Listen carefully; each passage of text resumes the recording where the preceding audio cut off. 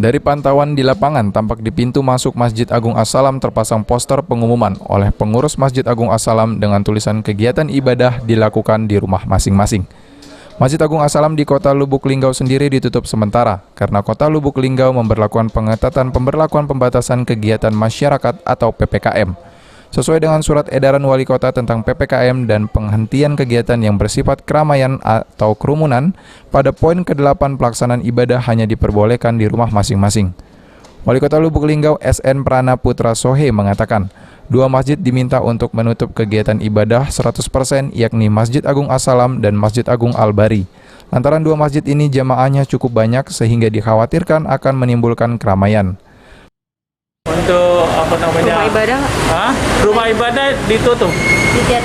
Ditiadakan. Ya, kita bertahap dulu Masjid Agung As-Salam, Masjid Agung ini ya. Kita tutup baru yang lain-lain ya.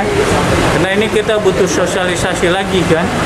Karena dari surat edaran pertama ke yang sekarang dari pusat ya.